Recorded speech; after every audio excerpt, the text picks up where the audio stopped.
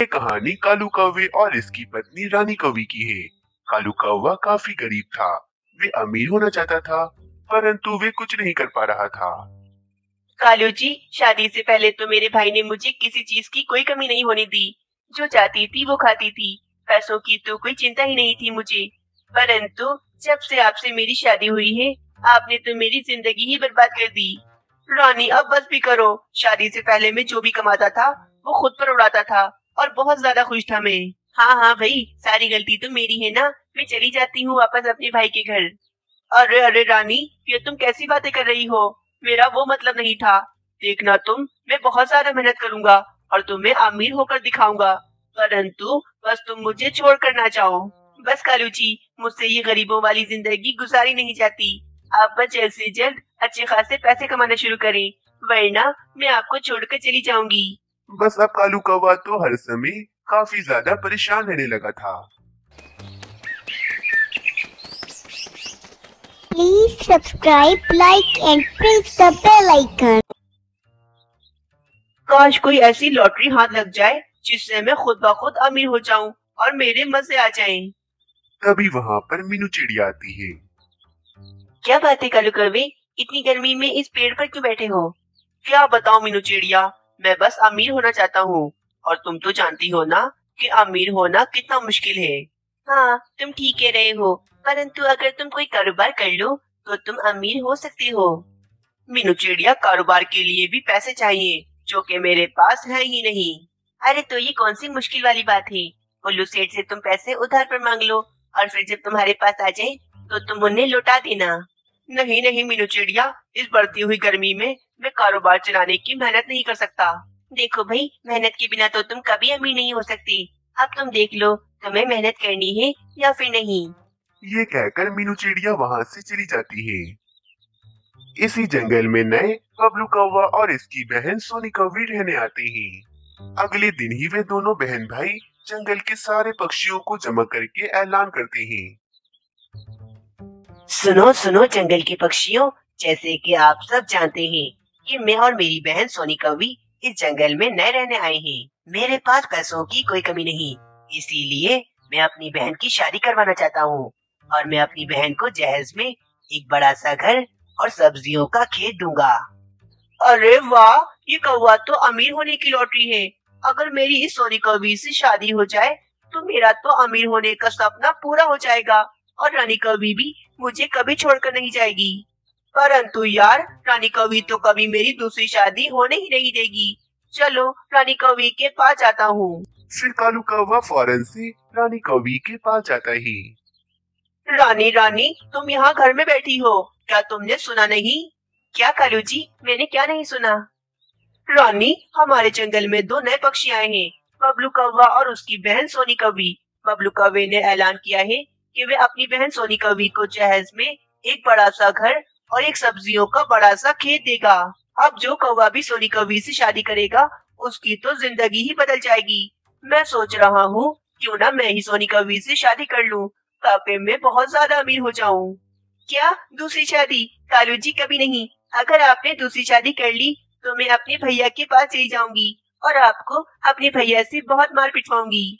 अगर मैं सोनी कौवी से शादी कर लूंगा तो वे बड़ा सा घर और वे सब्जियों का खेत मेरा हो जाएगा और शादी के बाद तो ये सब कुछ मैं अपने नाम करवा लूंगा और उसके बाद मैं सोनी कौवी को छोड़ दूंगा। फिर सब कुछ हमारा होगा। हम आराम से अमीरी की जिंदगी गुजारेंगे। क्या सच कालू जी, ऐसा हो सकता है? तो ठीक है भाई, मैं आपकी दूसरी शादी करवाने के लिए तैयार हूँ। वाह रानी, ये हुई ना कोई बात। अब देखो, हमारे दिन फिरने वाले हैं। फिर रानी कौवी और कालू कौवा फौरन बबलू कौवे के घर पर जाते हैं। बबलू भाई, मैंने आपका ऐलान सुना और मुझे सोनी कौवी बहुत पसंद आई। बबलू भाई, ये मेरे पति कालू जी हैं। मैं चाहती हूँ कि मेरे पति कालू जी की शादी आपकी बहन सोनी कौवी से हो जाए ताकि हमारा भला हो जाए। क्या क्या मतलब आपका? मेरी पत्नी का मतलब है कि मैं आपकी बहन से शादी कर लूं ताकि आपका भी भला हो जाए। अच्छा, ऐसी बात है। सोनी कौवी, क्या तुम कालू कौवे से शादी कर लोगी? जी जी भाई, आपकी बात सर आंखों पर। मैं कालू कौवे से शादी करने के लिए तैयार हूँ। हाँ भाई, तो फिर ठीक हो गया। अब हम सोनी कौवी और कालू कौवे की जल्द ही शादी करवा देंगे। अच्छा बबलू भाई, जहेज तो आप शादी वाले दिन ही देंगे ना? नहीं नहीं कालू कौवे, जहेज में शादी के एक दिन बाद दूंगा। ये बात सुनकर कालू कौवा और रानी कौवी खुश हो जाते हैं और खुशी खुशी लालच में वहां से चले जाते हैं। जब सारे पक्षियों को ये बात पता लगती है तो सारे पक्षी तो हैरान रह जाते हैं। मैं जानती हूँ कि कालू कौवा सिर्फ अमीर होने के लिए सोने कौवी से शादी कर रहा है, वरना उसे दूसरी शादी करने की क्या जरूरत है। हाँ हाँ मीनू चिड़िया, देखो तो जरा, रानी कौवी भी लालच के चक्कर में अपने पति की दूसरी शादी करवा रही है। अगले दिन शादी की सारी सजावट हो जाती है। सोनी कौवी दुल्हन बन जाती है। कालू कौवा तो आज बड़ा ही खुश नजर आ रहा था। कालू जी ज्यादा खुश मत हो, याद है ना आपको अपना वादा कि शादी के बाद घर और वे खेत अपने नाम करके आप सोनी कौवी को छोड़ देंगे।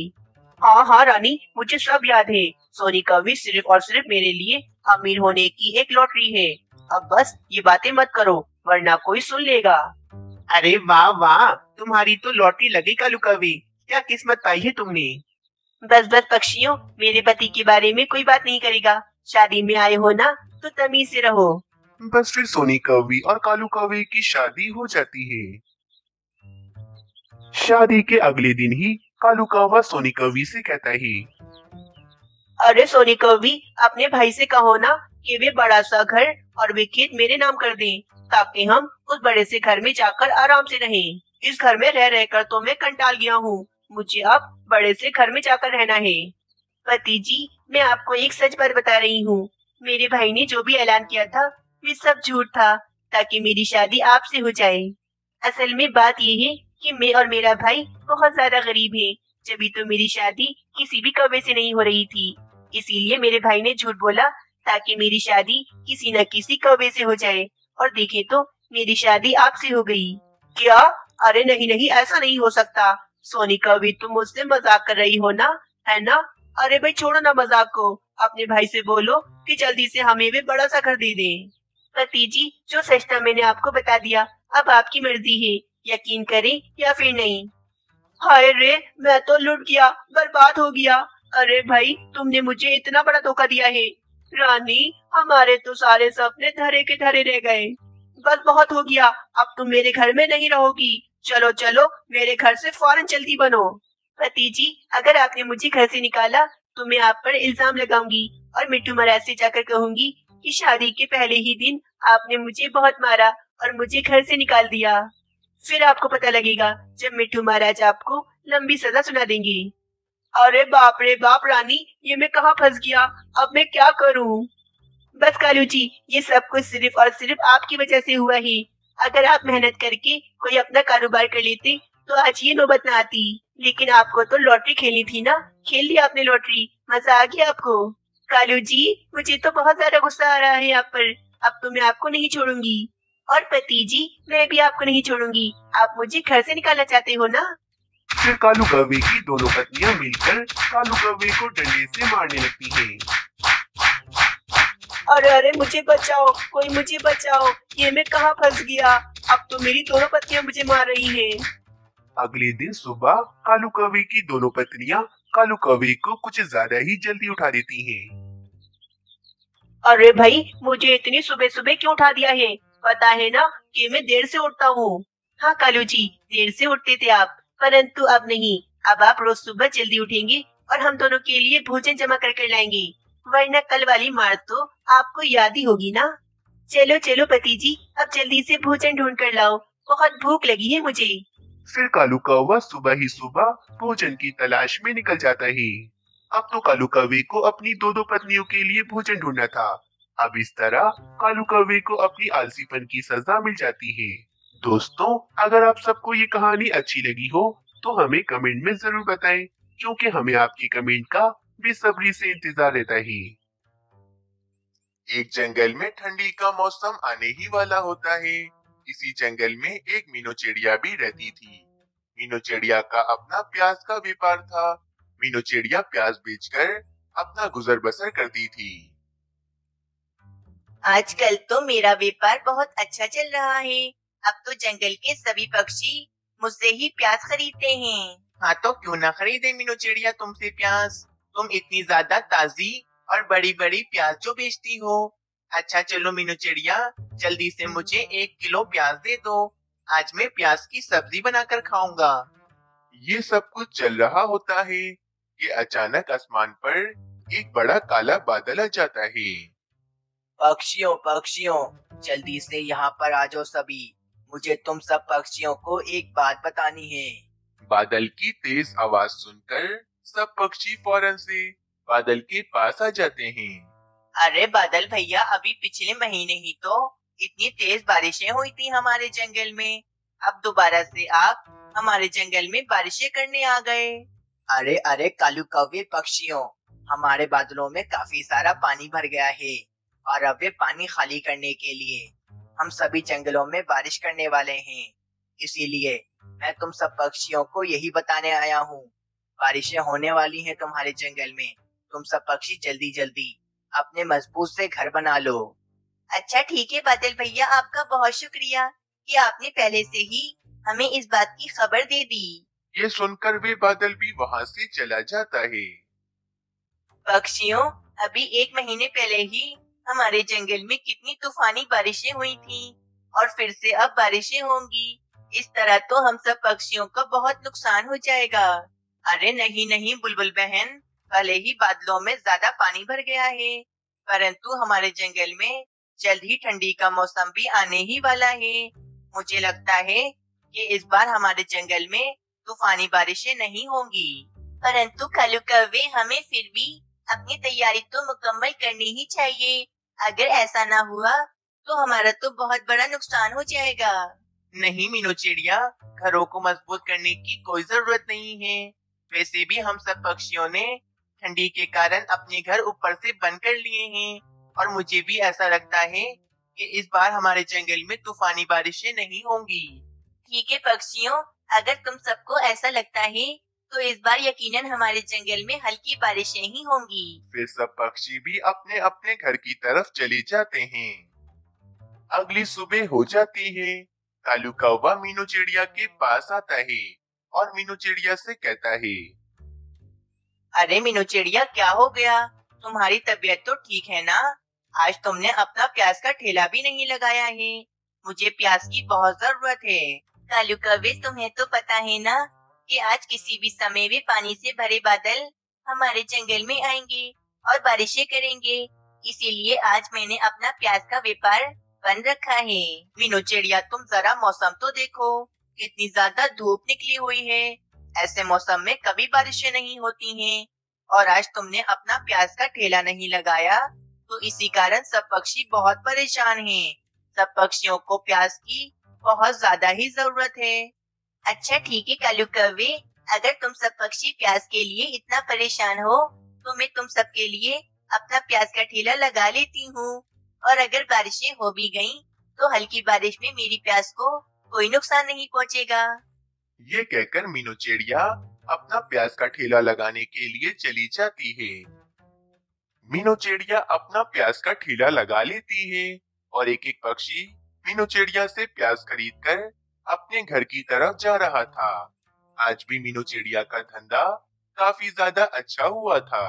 मीनू चिड़िया काफी ज्यादा ही खुश थी कि अचानक आसमान पर काले काले बादल छा जाते हैं और जंगल में काफी ज्यादा तेज और तूफानी बारिश शुरू हो जाती है।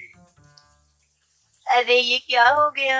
सब पक्षी तो कह रहे थे कि इस बार जंगल में तूफानी बारिशें नहीं होंगी, परंतु ये तो कितनी ज्यादा तेज बारिशें शुरू हो गई हैं।